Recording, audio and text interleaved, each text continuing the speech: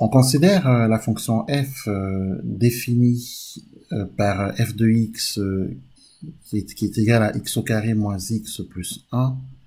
Alors on écrit f de x égale x au carré moins x plus 1.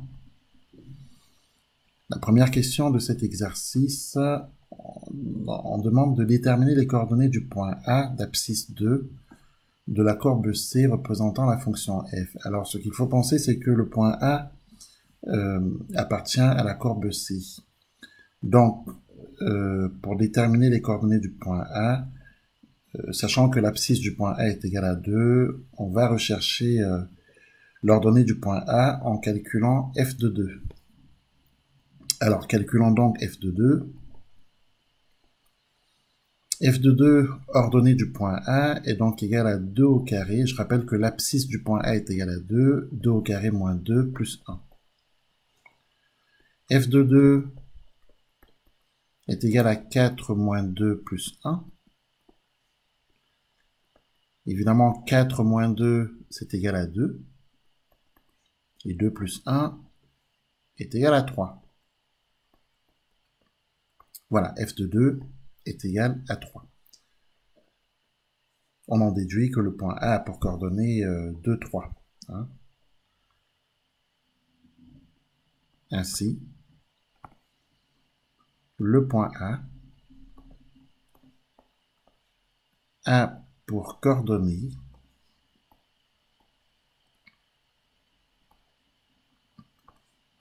2 en abscisse, 3 en ordonnée. Question suivante. On demande de calculer f de 2 plus h. Alors, f de 2 plus h, c'est pas très compliqué à calculer, puisque il suffit de regarder f de x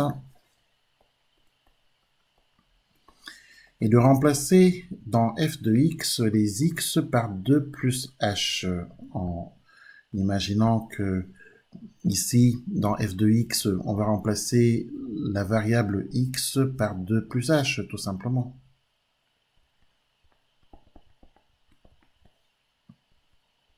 Donc on le fait partout où on a justement la variable x.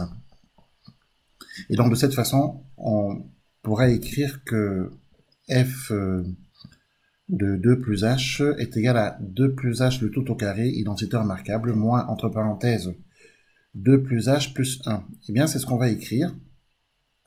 F de 2 plus h est égal à 2 plus h le tout au carré, moins, entre parenthèses, 2 plus h plus 1. Voilà. Ensuite, on arrange un peu ceci. Identité remarquable, le carré du premier terme. Je rappelle que a plus b, le tout au carré, c'est a carré plus 2ab plus b carré. Voilà. Donc c'est une identité remarquable. Autrement dit, 2 au carré plus h au carré plus 2 fois h. Ensuite, ici, il faut évidemment distribuer, puisque en supprimant les parenthèses, on obtient moins 2, mais on distribue aussi le h, donc du coup moins h, plus 1. Ensuite, il faut réduire tout ça. On a h au carré. Alors, évidemment, 2 fois 2 fois h, c'est 4h, et 4h moins h, ça nous fait 3h. Donc, on a plus 3h.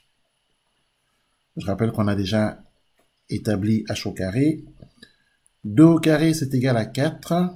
Ici, on a 2 au carré qui est égal à 4. 4 moins 2, c'est égal à 2. Et plus 1, ça nous fait 3. Donc ici, plus 3. Donc, évidemment, on a f de 2 plus h qui est égal à h au carré plus 3h plus 3. On nous demande d'en déduire f de 2 plus h moins f de 2 sur h. Enfin, du moins de dire que c'est égal à... d'établir que c'est égal à h plus 3. Alors, on en déduit. On en déduit que f de 2 plus h moins f de 2 sur h, eh bien, c'est égal pour f de 2 plus h à ce qu'on a trouvé ici, hein, c'est-à-dire h au carré plus 3h plus 3.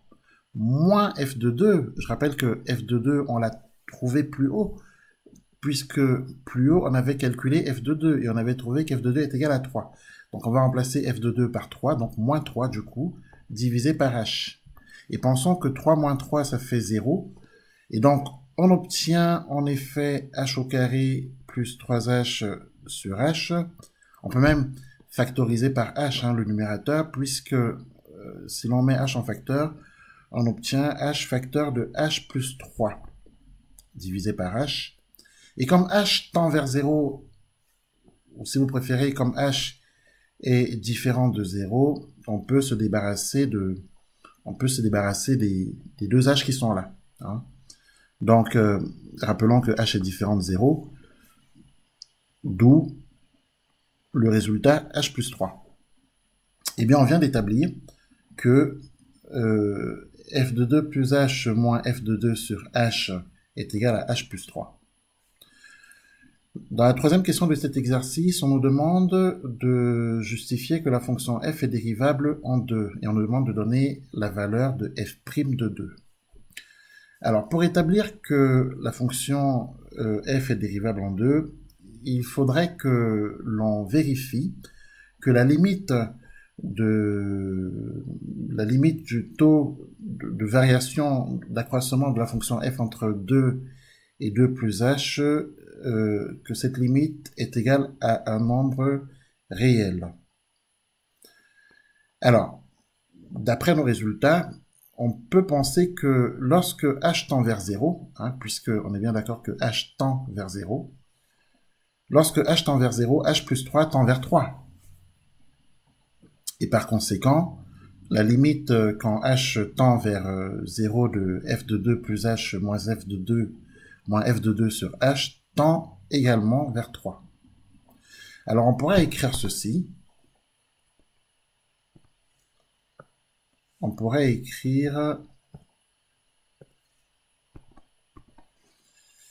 Alors on pourrait écrire que lorsque h tend vers 0,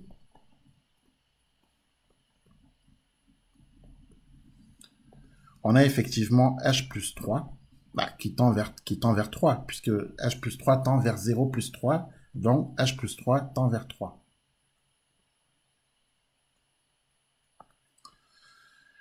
On a donc la limite quand h tend vers 0 de f de 2 plus h moins f de 2 sur h qui est égale à la limite quand h tend vers 0 de h plus 3. Et comme on l'a dit, cette limite est égale à 3. C'est ce qu'on vient de dire. On vient de montrer que cette limite est un nombre réel, ce qui permet d'affirmer que la fonction f est dérivable en 2. Alors, on en déduit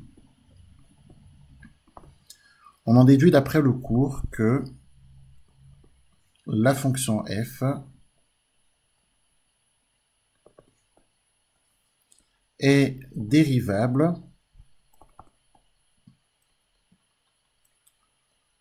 en 2.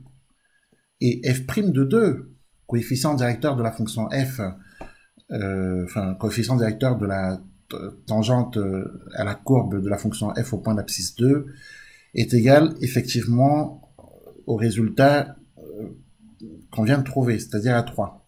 Donc, et f' de 2 est égal à 3. Dernière question de cet exercice, on nous demande de démontrer que la droite D passant par le point A est de coefficient directeur 3 a pour équation y égale 3x moins 3. Eh bien,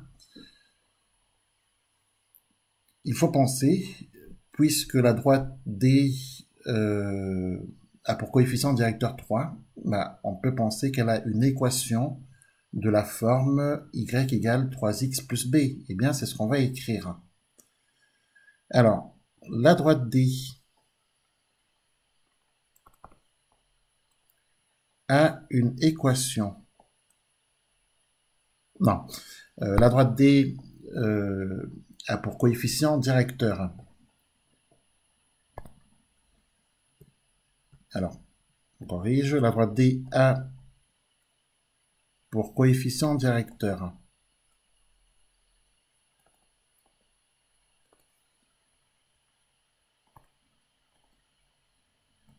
3, ce qui permet d'affirmer qu'elle a une équation de la forme 3x plus b. Elle a donc une équation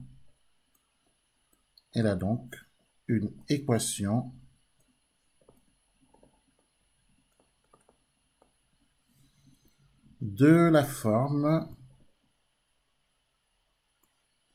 y égale 3x plus b. Je rappelle que b, c'est l'ordonnée à l'origine. Ensuite, il faut partir du principe que, sachant que la droite D passe par le point A, les coordonnées du point A vérifient l'équation de la droite D. Alors ça, on peut l'écrire, sachant que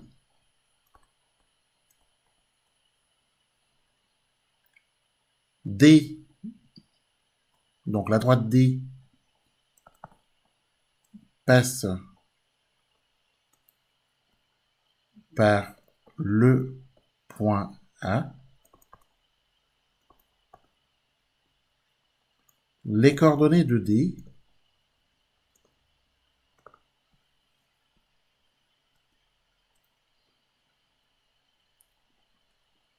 enfin du moins les coordonnées du point A, vérifient l'équation de la droite D.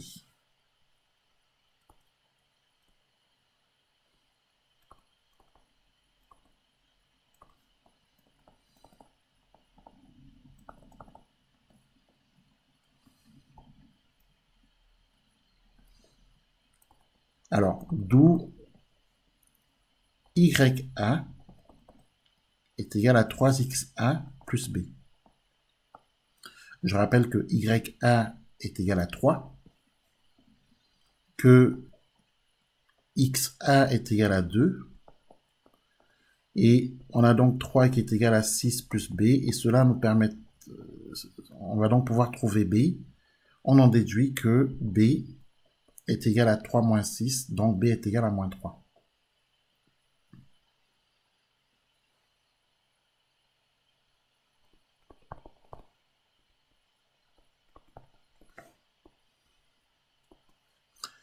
On peut conclure en disant que la droite D passant par A et le coefficient directeur 3 a bien une équation de la forme y égale 3x moins 3. Donc, conclusion. La droite D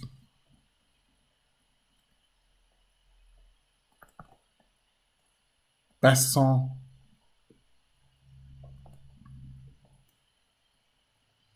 par A et le coefficient directeur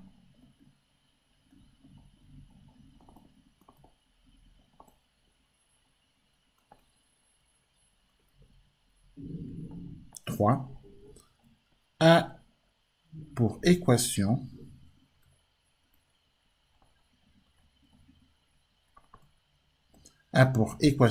y égale 3x moins 3. Voilà qui termine notre application. J'espère que vous avez bien compris. Voilà, on se retrouve pour d'autres applications.